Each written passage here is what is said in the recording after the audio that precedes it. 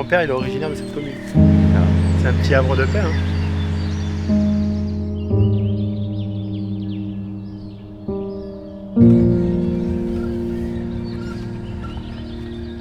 Je m'appelle Johan Letueil, je suis arboriculteur dans le nord de Sèvres, producteur de père en fils, troisième génération.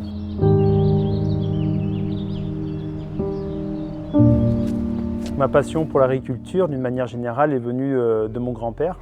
Nous, dès 12 ans, il fallait coller une étiquette sur le fruit.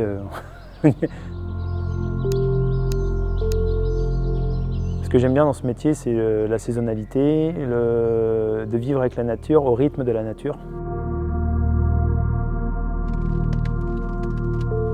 L'arboriculture, on est en culture pérenne. On part pour 15-20 ans et minimum pour une plantation de pommiers. On peut aller jusqu'à 30 ans, facile, 30-35 ans.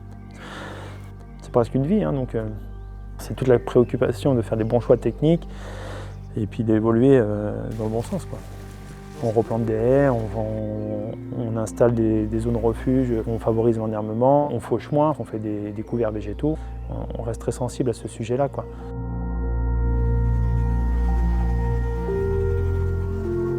On a différentes variétés dans notre verger. Souvent, au printemps, on est dans nos parcelles, au moment de la floraison, on arpente les rangs, il y a des variantes et on se dit mais quel est le meilleur compromis? On est là pour gérer la charge.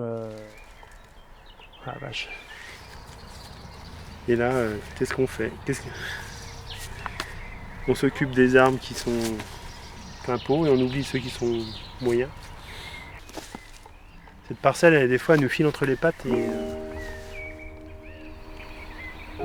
on la connaît bien, quoi.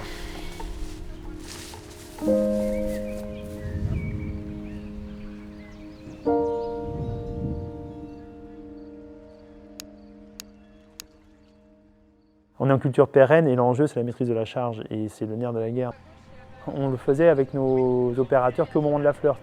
Mais après on perdait l'image de ça et au moment quand on était sur l'écarissage aux petits fruits, on tombait dans nos travers de dire allez à vue de nez, à dire d'expert le ressenti, comment il est.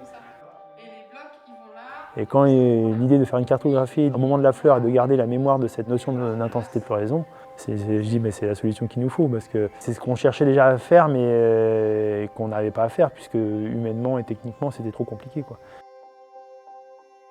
Dans ces projets-là, il faut motiver les troupes, il ne faut pas être tout seul, quoi, parce que sinon... Et ça c'est un enjeu, c'est d'emmener tout le monde.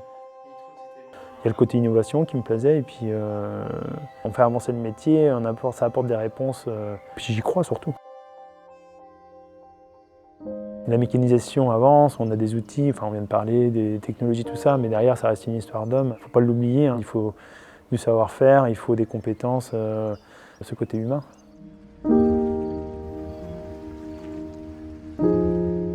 Je trouve qu'on fait un beau métier, J'adore cette saison où là, ça y est, on peut déambuler dans le verger, dans la nature, le végétal, c'est agréable, quoi.